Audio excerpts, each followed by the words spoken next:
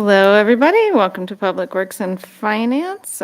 Today's date is August 11th, 2025. We have Councilmember Davis filling in for Haley Lewis today. And we will get started with the approval of the minutes from July 14th. I move we approve the minutes. Okay. Any questions about them? Yeah, I didn't know him super well, so I looked at him. Yeah. Okay. Next on the agenda is the disbursement report for July 2025 with Sarah Decker. Hi. Hi. So looking at the accounts payable report for month ending July 31st, 2025, major expenditures totaled $3,855,992.50. Our largest expenditure was payroll, $1,428,338. And I do actually have 7 larger expenditures to point out for July. We made a payment towards the alley west of Main Street sewer project for $84,364.17. A payment towards the emergency radio project for $111,016.75. We purchased VFDs for Taylor, Vista, and White Avenue booster fire pumps for $86,180. We made our quarterly Whitcomb payment for $193,599.86. A payment towards the city shop project for $106,764.71. A payment towards the Camas Street water main project for $281,526.23. And then finally, a payment towards the White Avenue pavement restoration project for $487,844.82. A big month. Lots of big payments Yeah. for projects. I guess that means we're getting things done, That's right? right. And is that the last payment for the emergency radios? No, so this is just a milestone payment for the all the equipment being in hand and being tested up in Spokane. Oh, okay. So then they'll be working on installation. Actually, they started installation last week and continuing this week on the different repeater sites. Okay. So yeah, the contract's set up with progress payments. It's just about $1 million as a whole. I think we've made 3 progress payments so far. Thanks. All right. Any questions for Sarah? Nope. And I suggest we accept the disbursement report for July 2025. Good with that. Consent? All right, sounds great. Thank Thank you. you. Thanks, sir. Those numbers ever like. It is a thank you. lot of construction right now. Heck yeah. It's like, I mean, I know it's a good thing, but you're like, oh, this street. Oh, this street too. Oh, this street too. No, it's I was riding my bike on Washington today, and I got off of it. Yeah, with It was ITD's pretty- it paving was pretty project rough. with the grinding, Yes, I it's know. pretty challenging right It's ITD, but yeah, that's not a good road for small vehicles. I think it's the city, but it's ITD. It's not this. Did we mention it's not the city? All right. Next on the agenda is the Moscow Pullman Airport Grant Agreement approval with Bill. So we actually have 3 individual grants before you this afternoon. So there are 2 federal grants. One is to fund the aircraft rescue firefighting vehicle replacement. So that grant award is just a little over $1,096,000. And then there's a second federal grant to assist with the expansion of the airport apron. That is the concrete portion next to the terminal. There are parking spaces for aircraft. That grant is the award of $550,316. All of those are matching funding is being provided by the airport. So that's all handled. We just are one of the co-sponsors of the facility. So we have to accept these grant awards. So those are the 2 federal. Then we have 1 state grant in the amount of $225,000 from the Idaho Transport Department Division of Aeronautics. That is money that will also go towards the apron project. And again, there's no local match required for that state grant. So we have 2 resolutions in the packet today. One to accept the 2 federal grants and authorize the mayor's signature on those. And then the second resolution is to authorize acceptance of the state grant for the $225,000.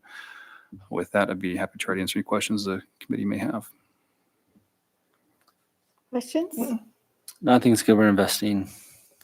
All right. And remind me again, sorry, we manage these grants, City of Pullman manages these grants? So largely the Or the airport. airport manages the grants, but Okay. we are both Moscow and Pullman as the two co-owners and sponsors of the grant applications have to both authorize and sign. Okay, And then the airport does the administration and management of the grants. all right, thanks.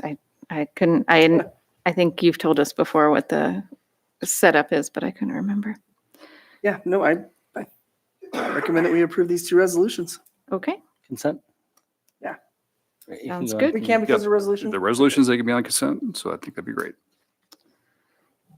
all right, next on the agenda is the development agreement amendment for 2216 South Main Street, the Fountain Business Park with Bob Bouvelle. Hi, Bob. Good afternoon. How's the pneumonia? Oh, I'm still fighting it. wow, I'm sorry. It's probably going to be a while. takes a long time. So a little bit of background on the work that's going on out there. Joel Cohen has recently purchased and annexed the Fountain Business Park into the city. He has long-term plans of doing a little bit more development out there and expanding. And part of that work that he wants to do would be bringing city water and sewer services into the site. So he put together some plans and planned on doing the work to extend the city water and sewer into the site.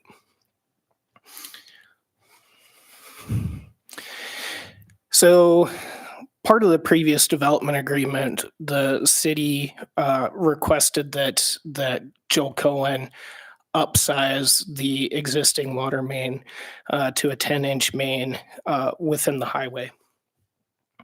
Joel originally got a quote from his contractor, 4G, and they gave him a quote of $57,000 to do the work. We put that value into the original development agreement.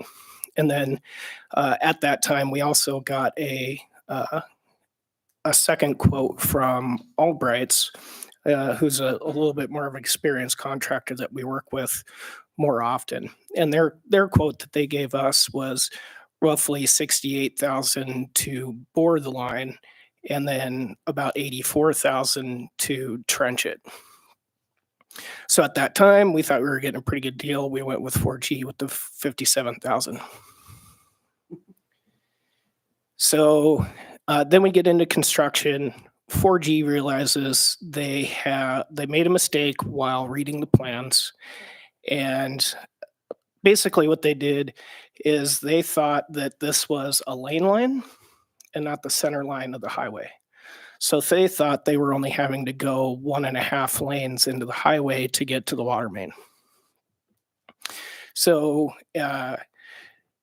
they went back to Joel Cohen. They said, "Hey, we screwed up on our quote on this. We actually need to renegotiate," and they renegotiated to the $69,540 to do the work. A lot of the increased cost in that is the traffic control has to get split. You know, you have to phase it. You can't, so you have to do half of the work while leaving the traffic open. And then you have to button everything up on that side, open everything up on the other. And it really compounds the amount of work that needs to be done. Then once they actually got into doing the work, they've ran into a couple of problems. One problem they ran into is they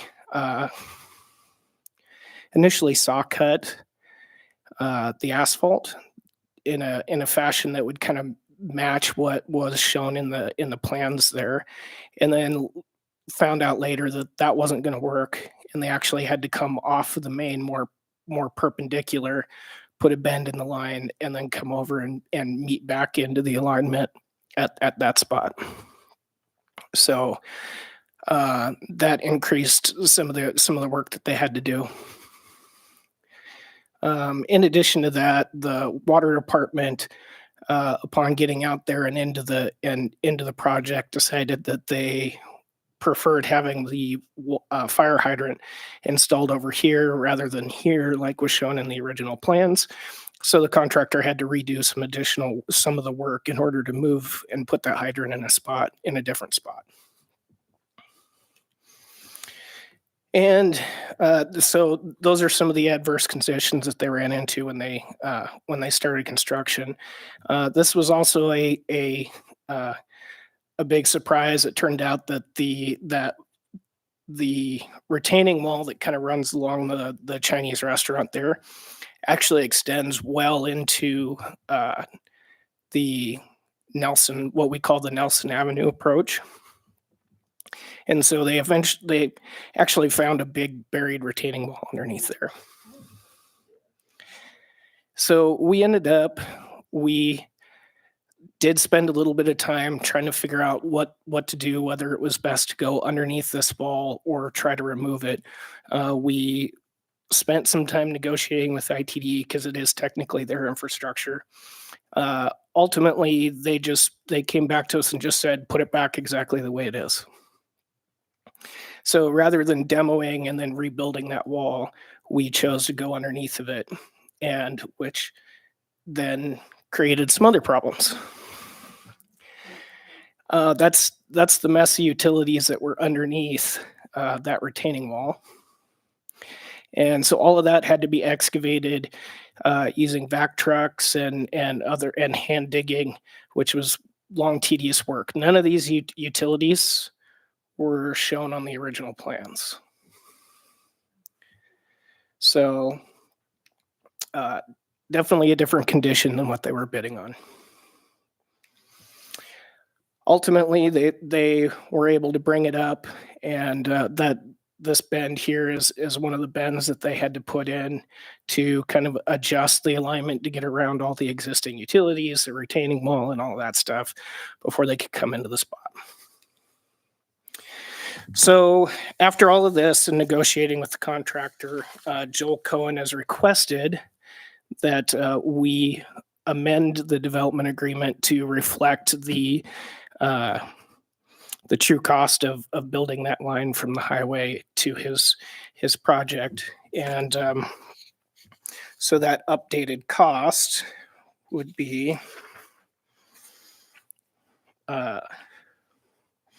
$79,737, which is still less than the $84,000 roughly that ML Albright's quoted to do trench work like 4G did. So we still feel comfortable that it's still pretty close to what the true cost of that work would have been, even after updating the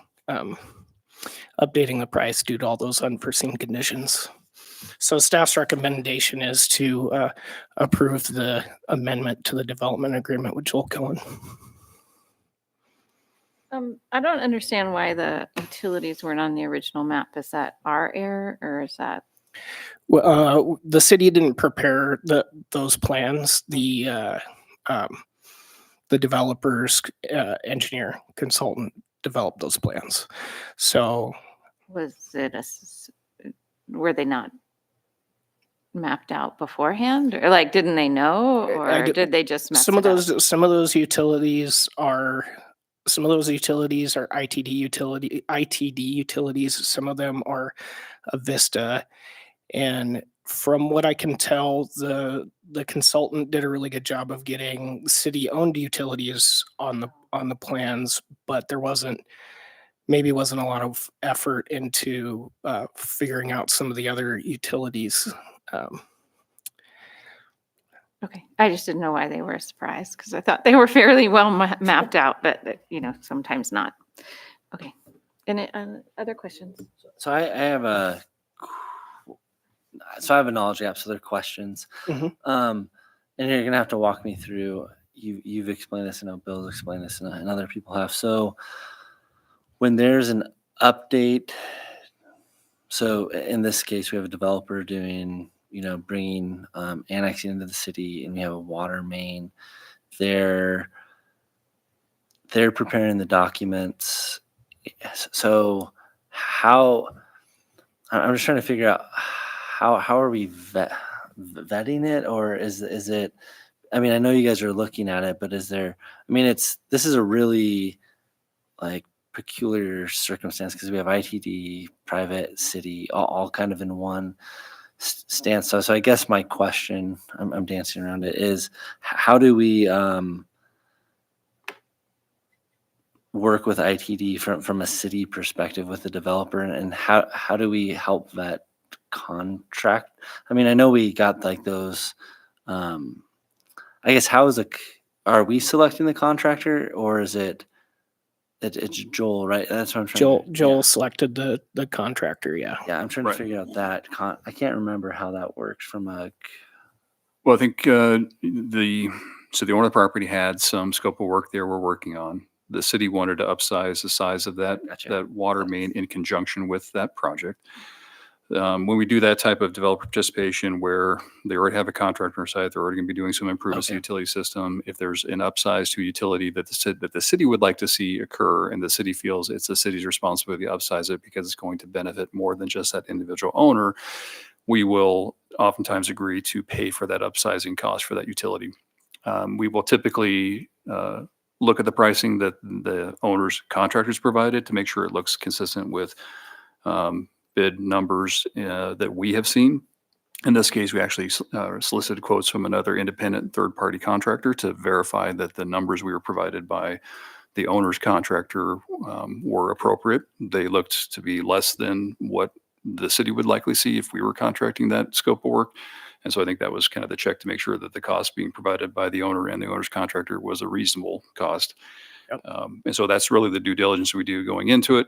Whether the owner's contractor or the owner's design engineer called in locates to find those other utilities, that's would have been the only way really, because a lot of Vista's gas infrastructure isn't mapped. You'd have to call in locate to get those located so you can get them on a plan set. Dig, right? Yep. So I'm not sure if that occurred or why that wasn't included on the plan set. But I think you probably, Albright's number, you would have liked to have seen some increase if they encountered the same unforeseen, unknown conditions, had the city had been independently contracting that work. Okay. Well, thanks for. I forgot that we were increasing ours.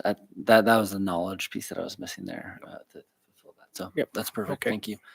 Probably said and should remember, but there's a lot of things to remember. So I Yeah, appreciate no, it. that's why we paid for this, is because we wanted a certain level of service We're that he didn't upsizing our have to main do. to the property line, then he'll be responsible for any improvements to the east from there into the individual developments and future development. But we wanted to upsize this main that will continue down the future extension of Nelson as it goes towards Myrtle, and upsize it to a 10-inch that can serve that whole area in the future. That's a busy piece of street right now in our city. So, Do you know on the a couple slides back, I'm gonna mess this up in explaining what I'm trying to get to, but there was one option of going straight through and then another kind of jagged. Yep. And the other contractor went with that red line. Is that right? The contractor went with the red line.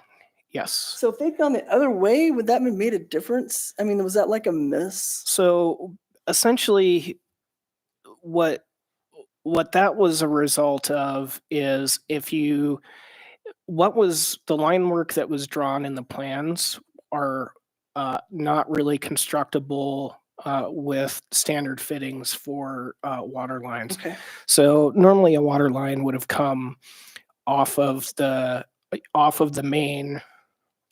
Nice So, angle. Yeah, it would have come off at more of a 90-degree angle, and then there would have been some sort of a bend to try to meet the point that you're trying to get to.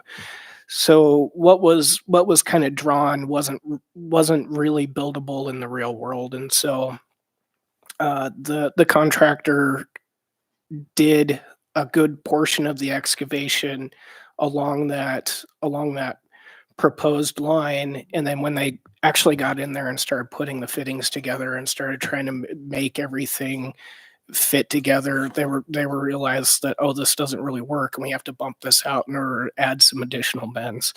This 22.5, or I think it was an 11.25 that was put in here, was also it also allowed the contractor to get a little vertical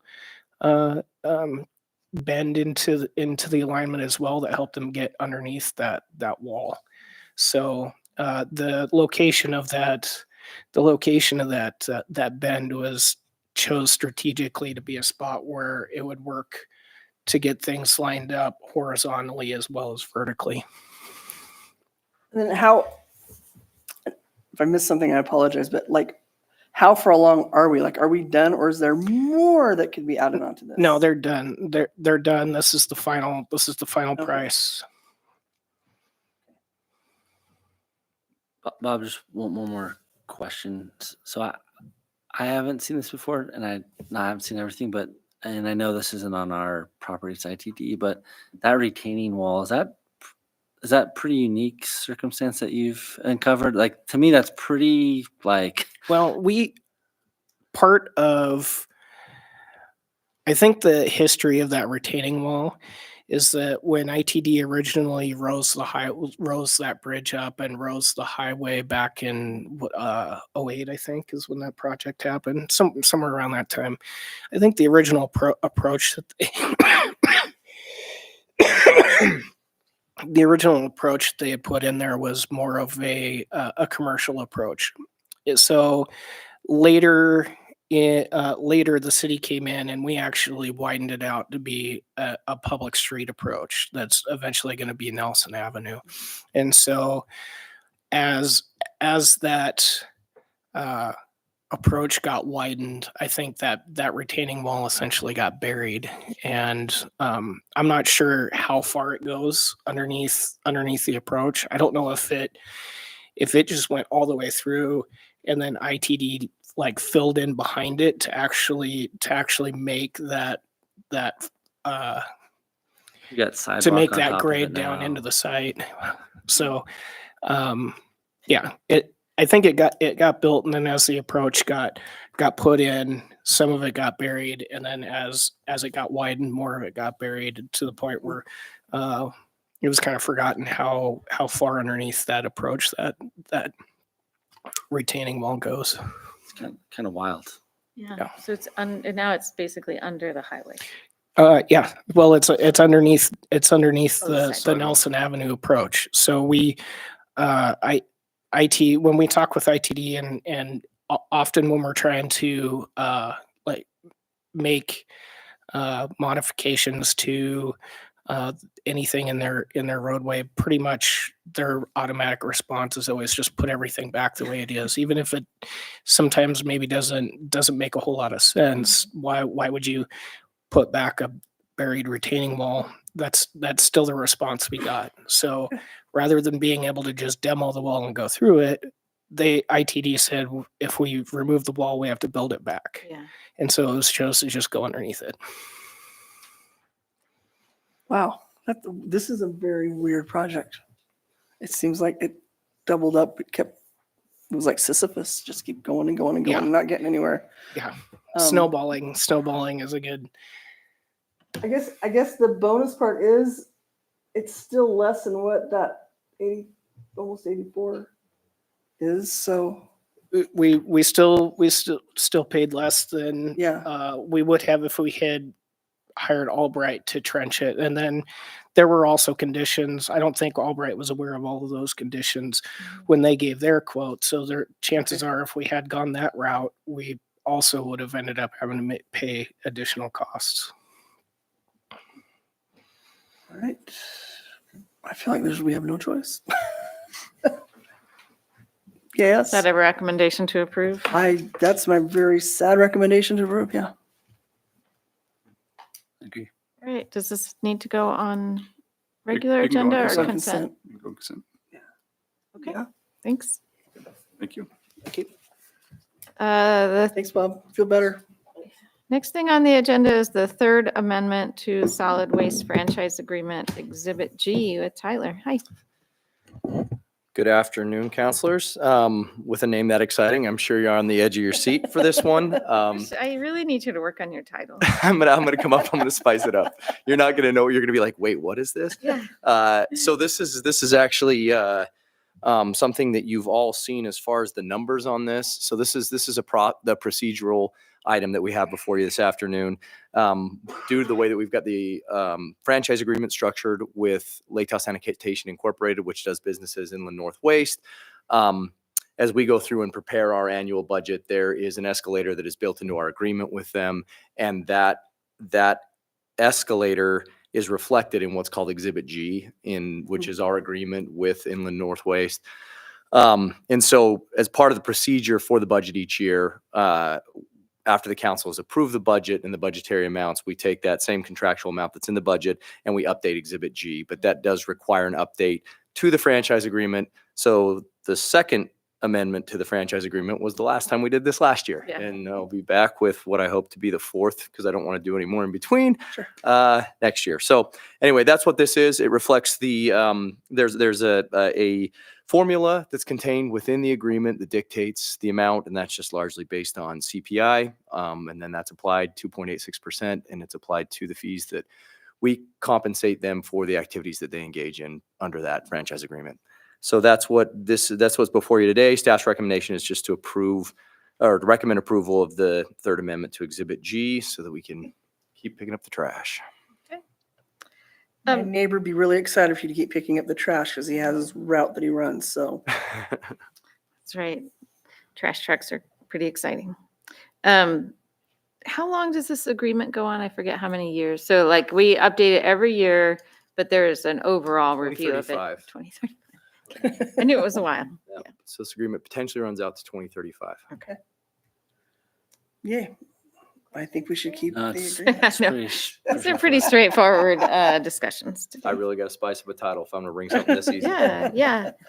Your trash. I also think consent would probably be appropriate for this. Yeah. No offense. None taken. So we're going to recommend approval of the third amendment to Exhibit G of the solid waste franchise agreement. Great. Thank you. Thank you. All right, anything else, Phil? Nothing for staff. Anybody got anything? Lori, anything fun? Okay, just thought I'd check. All I say right, we adjourn. well, let's adjourn then.